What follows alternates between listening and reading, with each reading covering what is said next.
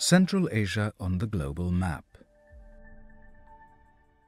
You might have heard about Central Asia, that it's locked between Russia, China and Iran, that these 5 stans are home to around 74 million people of various ethnic backgrounds. Maybe you've heard of its magnificent natural beauty too. The question is then, what is it about Central Asia that makes it of such great geopolitical interest to powers like Russia, the United States and China? There is actually a lot. For Russia, Central Asia sits in its main sphere of influence. After the collapse of the Soviet Union, 4 Central Asian states have retained political, economic and cultural ties with Moscow. It is not at all uncommon for a law passed in Moscow to be copy-paste in Central Asia shortly thereafter. Russia's interest in Central Asia is tripartite. First, to strengthen security cooperation, Russia has military bases in Kyrgyzstan and Tajikistan.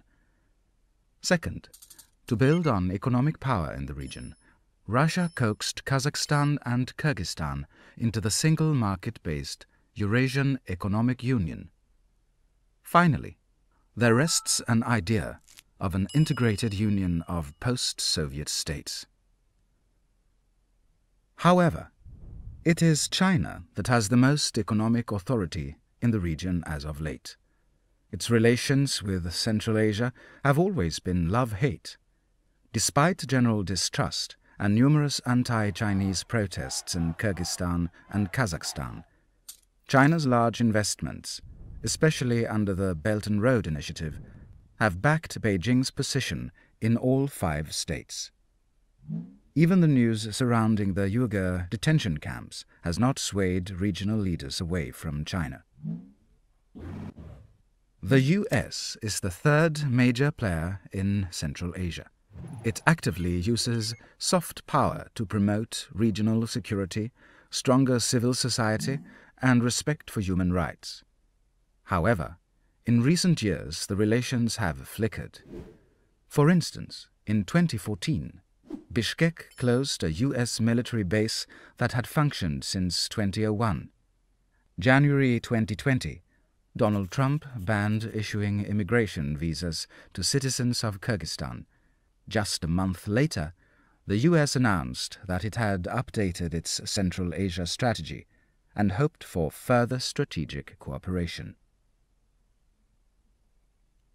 The European Union is not that well rooted in the region, but recent bilateral agreements have increased its role.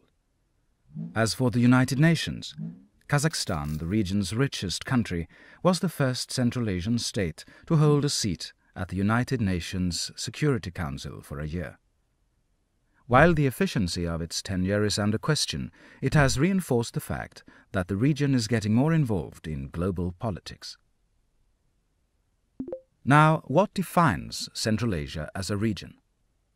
Comparing it with the Nordic region makes it easier to answer. Just as the Nordic region, Central Asia consists of 5 historically and culturally linked countries. However, it is not that coherent.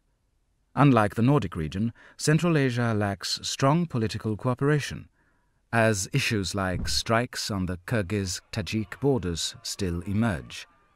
A well-developed transport system between the states does not exist either. While Sweden, for example, is facing an influx of immigration, Central Asian states are struggling with the opposite. Moreover, Nordic countries have more or less defined identity, which is not quite true of Central Asia. After centuries of tribal life and decades under the Soviet regimen, Central Asians have had difficulty figuring out who they are. The most coherent kind of identity that they developed represents an interesting mix of Turkic culture and Soviet legacy. Even the dominant religion, Sunni Islam, is not that typical Islam found elsewhere. It is diluted with national customs. But why is Central Asia important? Firstly, it is the location. Called a bridge between Europe and Asia, the region lies between powers such as Russia, China, Iran, India and Eastern Europe. Secondly, it is the resources. Kazakhstan on its own has one of the world's largest reserves of oil, gas, coal, chrome, zinc and uranium. Thirdly, Central Asia is a relatively young region, its civil societies having great dynamics. Given that in a span of several decades it took so many different forms, from distinct tribal communities to socialist republics to the democracies and autocracies of today, it is truly not known how closed or open it may become in the near future. These 5 states, a slowly opening Uzbekistan, relatively liberal Kyrgyzstan, closed Turkmenistan, rich and authoritarian Kazakhstan, and dictatorial Tajikistan, all make up a fusion of interesting and complex political systems and societies. This clip was created within the information project of Centralasiengrupperna, funded by Forum Syd.